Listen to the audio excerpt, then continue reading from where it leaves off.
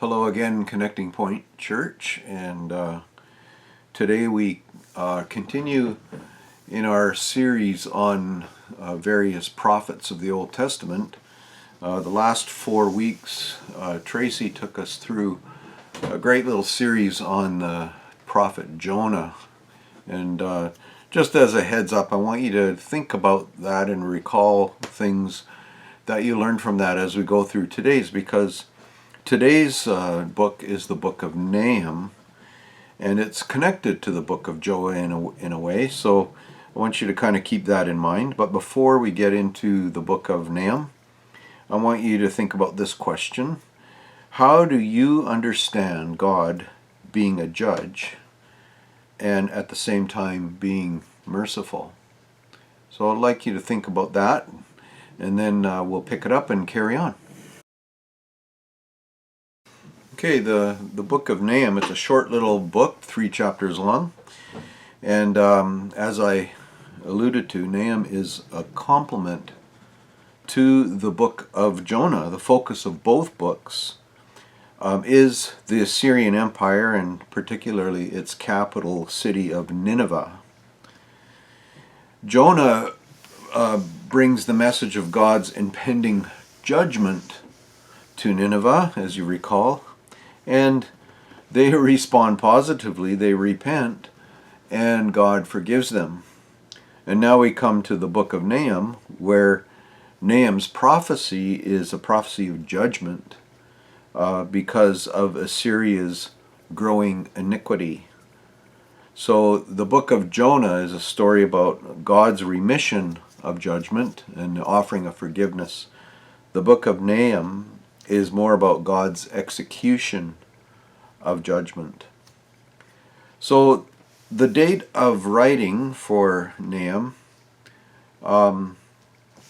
we narrow it down to around the time of 650 BC, and the reason for that is in the 3rd chapter of Nahum there's a reference to Thebes of Egypt, who was destroyed in 633 BC. And so the book of Nahum is written after that. The destruction of Nineveh would be in 612 BC, so it's before that. And along with the idea that Nathan was prophesying at the height of Assyria's power, the decline of Assyria started around 633 BC after the death of their king Ashurbanipal. And so it's thought that Nahum's prophetic ministry can be dated somewhere approximately around 650 BC. The prophet Nahum, his name means comfort or consolation. It's actually probably a shortened version of another familiar Bible name, Nehemiah, not the same guy. But his name, comfort or consolation, is consistent with the message of comfort to Judah facing threats from the Assyrians. Interestingly, Nahum is not mentioned again in the Old Testament. In verse 1 of chapter 1, he's called Nahum the Elkoshite, but the exact location of Elkosh is disputed. There's a few theories, but it's not really known. So before we get into the text of Nahum, I want to go to another table talk, and just to kind of prepare us, and that is, what do you recall about Nineveh from Tracy's series through Jonah, and what did you learn about God from how he dealt with the Ninevites? So take a few minutes, review, and then we'll come back and we're going to read through all 3 chapters of Nahum, and then we'll get into some comments about it. Okay, Nahum chapter 1. A prophecy concerning Nineveh, the book of the vision of Nahum the Elkoshite. The Lord is a jealous and avenging God. The Lord takes vengeance and is filled with wrath. The Lord takes vengeance on his foes and vents his wrath against his enemies. The Lord is slow to anger, but great in power. The Lord will not leave the guilty unpunished. His way is in the whirlwind, and the storm and clouds are the dust of his feet. He rebukes the sea and dries it up. He makes all the rivers run dry. Bashan and Carmel wither, and the blossoms of Lebanon fade. The mountains quake before him, and the hills melt away. The earth trembles at his presence, the world and all who live in it. Who can withstand his indignation? Who can endure his fierce anger? His wrath is poured out like fire. The rocks are shattered before him. The Lord is good, a refuge in times of trouble. He cares for those who trust in him. But with an overwhelming flood he will make an end of Nineveh, and he will pursue his foes into the realm of darkness. Whatever they plot against the Lord, he will bring to an end. Trouble will not come a second time. They will be entangled among thorns and drunk from their wine, and they will be consumed like dry stubble. From you, Nineveh, has one come forth who plots evil against the Lord and devises wicked plans.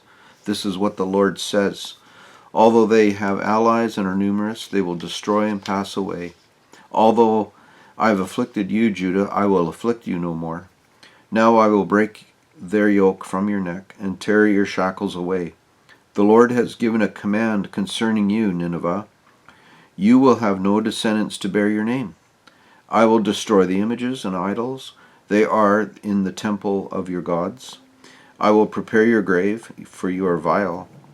Look, there on the mountains, the feet of one who brings good news, who proclaims peace.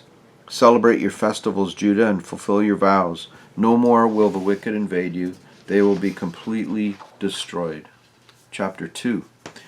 An attacker advances against you, Nineveh.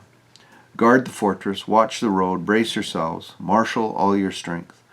The Lord will restore the splendor of Jacob, like the splendor of Israel, though destroyers have laid them waste and have ruined their vines. The shields of the soldiers are red, the warriors are clad in scarlet, the metal on the chariots flashes on the day that they are made ready. The spears of juniper are brandished. The chariots storm through the streets. Rushing back and forth through the squares, they look like flaming torches, they dart about like lightning.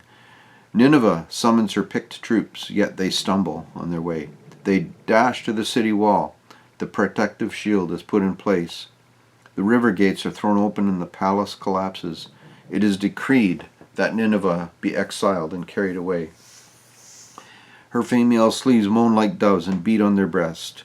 Nineveh is like a pool whose water is draining away. Stop, stop, they cry, but no one turns back.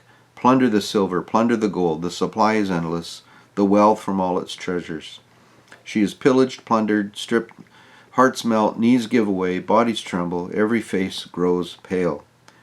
Where now is the lion's den, the place where they fed their young, where the lion and the lioness went, and the cubs with nothing to fear? The lion killed enough for his cubs, and strangled the prey for his mate, filling his lairs with the kill, and his dens with the prey. I am against you, declares the Lord Almighty. I will burn up your chariots in smoke, and the sword will devour your young lions. I will leave you no prey on the earth. The voices of your messages will no longer be heard. Chapter 3. Woe to the city of blood, full of lies, full of plunder, never without victims. The crack of whips, the clatter of wheels, galloping horses and jolting chariots, charging cavalry, flashing swords and glittering spears. Many casualties, piles of dead, bodies without number, people stumbling over corpses, all because of the wanton lust of a prostitute, alluring the mistress of sorceries who enslaved nations by her prostitution and peoples by her witchcraft. I am against you, declares the Lord Almighty. I will lift your skirts over your face. I will show the nations your nakedness and the kingdoms your shame. I will pelt you with filth. I will treat you with contempt and make you a spectacle. All who see you will flee from you and say, Nineveh is in ruins. Who will mourn for her? Where can I find anyone to comfort you? Are you better than Thebes, situated on the Nile with water around her? The river was her defense, and the waters her wall. Cush and Egypt were her boundless strength. Put in Libya were among her allies. Yet she was taken captive and went into exile. Her infants were dashed to pieces at every corner. Lots were cast for her nobles, and all her great men were put in chains. You too will become drunk. You will go into hiding and seek refuge from the enemy. All your fortresses are like fig trees with their first ripe fruit. When they are shaken, the figs fall into the mouth of the eater. Look at your troops. They are weaklings. The gates of your land are wide open to your enemies. Fire has consumed the bars of your gates. Draw water for the siege. Strengthen your defenses. Work the clay. Tread the mortar. Repair the brickwork. There the fire will consume you. The sword will cut you down. They will devour you like a swarm of locusts. Multiply like grasshoppers. Multiply like locusts. You have increased the number of your merchants till they are more numerous than the stars in the sky. But like locusts, they strip the land and then fly away. Your guards are like locusts. Your officials like swarms of locusts. They settle in the walls on a cold day, but when the sun appears, they fly away and no one knows where. King of Assyria, your shepherds slumber. Your nobles lie down to rest. Your people are scattered on the mountains with no one to gather them. Nothing can heal you. Your wound is fatal. All who hear the news about you clap their hands at your fall. For who has not felt your endless cruelty? So let's briefly go over these 3 chapters and let's see what we come up with.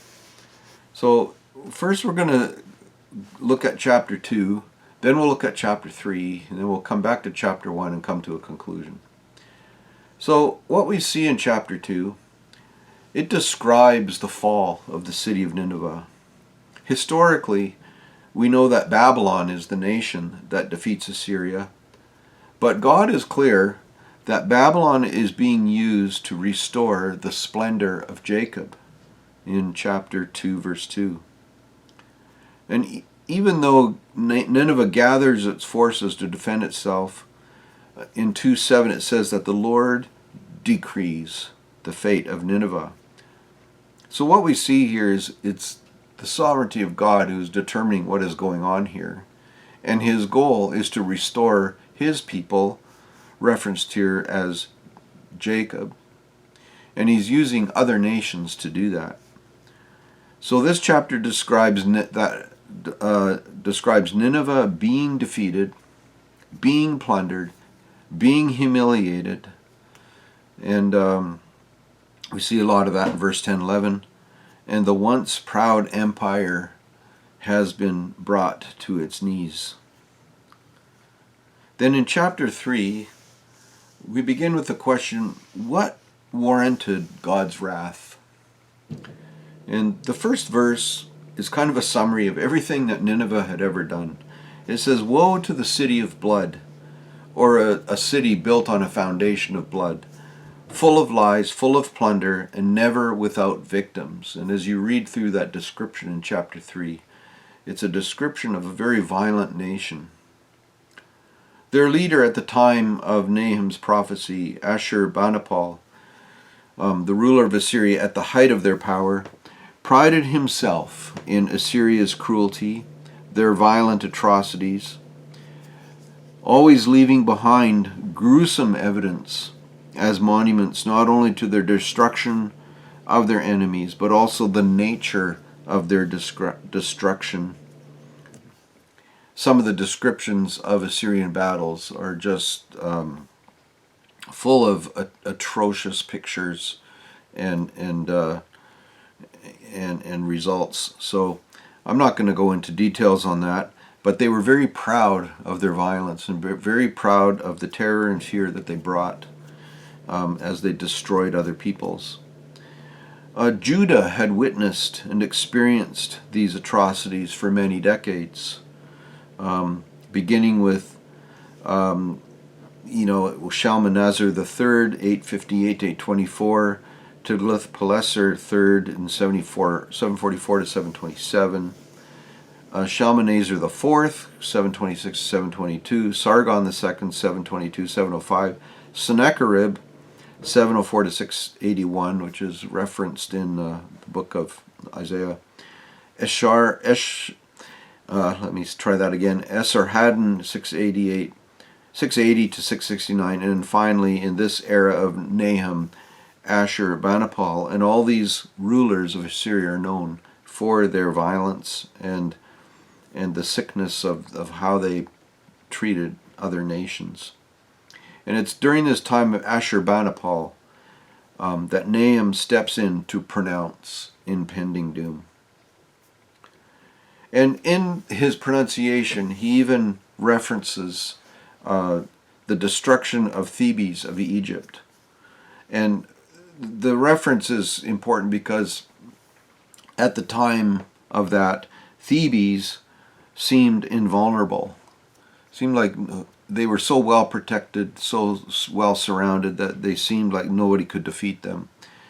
And so they seemed invulnerable, and yet they were defeated and humiliated. That's described in verse 8 to 10 of chapter 3.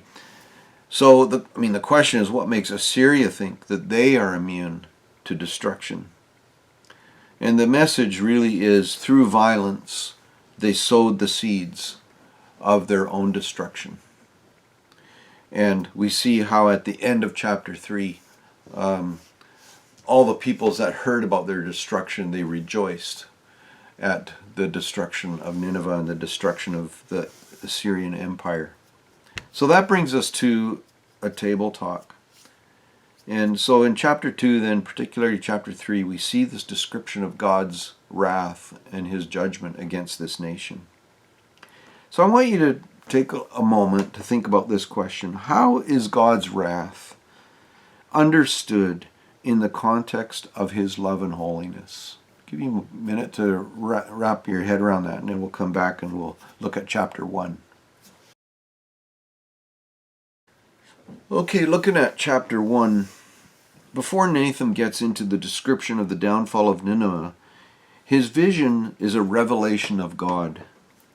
When I taught theology in a college setting, the place where we would start is with 3 questions. Is there a God? Second, if there is a God, is he knowable?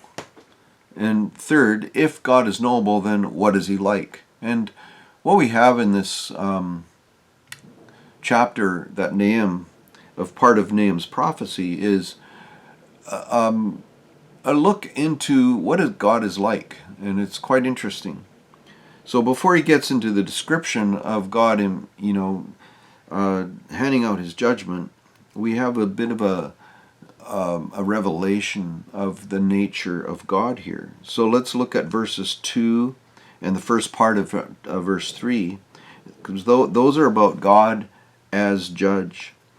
And God is described here as jealous, avenging, filled with wrath, and although he is slow to anger, so there's this element of patience in all of that, he will not leave the guilty unpunished. So we have this picture of God as judge. Verses 3, the second half of 3 through 6, are about God's power. So you have God as judge, and now we're going to describe his power. And it describes it like this: the whirlwind and the storm are merely the dust of his feet. That's how powerful he is. He can dry up the sea and all the rivers that feed into the sea. Nature itself is at his mercy. The mighty mountains and the hills quake at his presence. And speaking of his presence, it causes everyone on earth to tremble. But in the middle of this fearful description of God is verse 7. And it describes God this way: the Lord is good, a refuge in times of trouble, and he cares for those who trust in him. It is here that Nahum is making a statement regarding the fate of the nations compared to the fate of those who put their faith in God. This is not only a warning to the empire of Assyria and its capital city Nineveh, but it is also a statement to all the empires that will follow. Because after Assyria came Babylon, and after Babylon came Persia, then Greece, then Rome. And the prophecy of Nahum is to all these systems, and that the promise is that God will appear to judge evil among the nations. So the promise is that God, so there are these things that are coming together, the promise is that God will address violent oppression and human suffering. He will address that. Cities, as it says in 3:1, built on the blood of the innocent, this grieves the Lord, and his goodness, God's goodness, compels him to bring about the downfall of evil, and then it gets expressed in care for those who take refuge in him. This is the principle of ultimate justice, and it was true in Nahum's day, and it's true today. This principle of ultimate justice. The promise to the faithful is the Lord is good, a refuge in times of trouble, and he cares for those who trust in him. And so as you read through Nahum, there's this judgment being brought down on Assyria. God uses the nation of Babylon, along with some allies, to actually bring that about. But the purpose is to bring refuge to the house of Jacob, or to those who put their trust in him. So this is where we kind of bring this, amongst all of this judgment and this these difficult passages, is this light that turns on that says the Lord is good, a refuge in times of trouble, and he cares for those who trust him, because he brings about justice and he brings goodness to those who have faith in him. So to kind of put a wrap on this today in our table talk, how does this promise apply to you? And then I want you to take time to thank God for his goodness and his protection.